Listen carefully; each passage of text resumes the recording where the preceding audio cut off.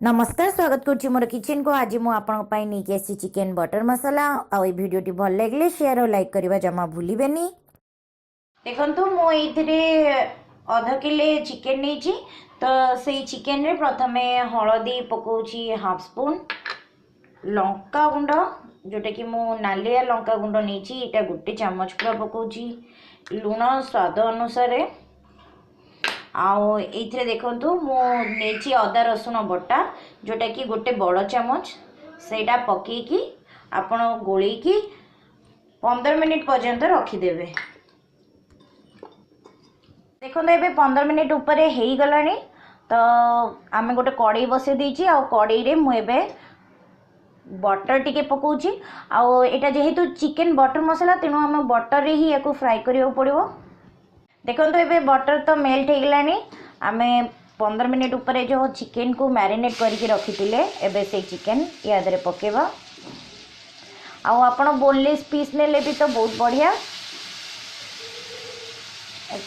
टिके भाजी दियंतु बटर सहित। तो देखो मु चिकेन जो पकेली ताको एबे भल किना भाजुची ताको टिके घोड़े घोड़े की भाजंतु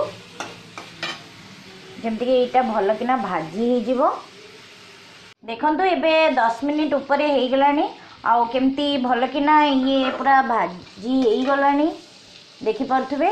याको एबे आमे काढ़ी दबा। तो देखंतु एबे चिकेन गुडी तो सब भाजी गला परे मन्ते काढ़ी देछि। देखंतु भल किना याको भाजी छि पूरा कड़ा करिके आउ एबे कोन करिवे सेही जो भाजा जगह रे मु बटर टिके पकाउछि।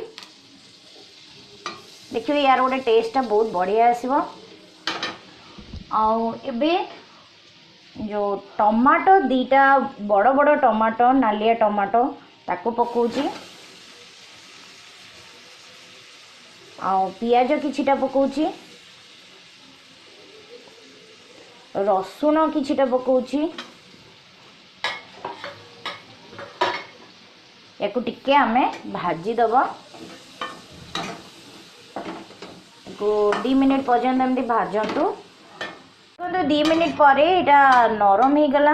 एबे देखंतु मो फाड़ करके रखी जायफल से जायफलटा पकेबे देखिए पूरा रेस्टोरेंट स्मेलटा आसीबो। एटा देखंतु गोटे चामच मु रखी छोट चामचटा एटा रखी धनिया गुंड सेटा पकेली, लुण स्वाद अनुसार आपण मैरिनेट कला बेले लुण पकेइथिले चिकेन ने तो सेटा देखिबे, लंका गुंड सेटा हाफ स्पून पकाउची एटा नालिया लंका गुंड, हलदी अल्प टिके कारण बेसी हलदी इथरे पड़ेनी हलदिया हलदिया लागिबो। आउ एबे आपण यादरे पकेबे गरम मसला गुंड सेटा हाफ स्पून पकेबे। नहले आपण यदि गरम मसला गुंड पकेया भी चाहुनांती तो दालचीनी गुजराती भी पके देबे गोटा। एको आउ 2 मिनिट आपण एमती भाजीबा को दियंतु। तो देखंतु मु एको घोड़े की भाजवा द्वारा टमाटो गुडी का नरम हो गलानी। एबे मु 5 ରୁ 6टा काजू पकाउची ताको आउ टिके भाजी दोची आधेरे। काजू अल्प टिके भाजी गला परे आपण याको किछि समय पई ठंडा करबा को छाडी देबे। जेमती ना 2 मिनिट आपण काजू भाजीबे तापरे याको ठंडा करिबा को छाडी देबे। आमे याको बाटीबा। तो एबे मु जोटा मसलाटा प्रस्तुत करथिली ताको एबे ग्राइंडर रे पकेई की बाटी देबी।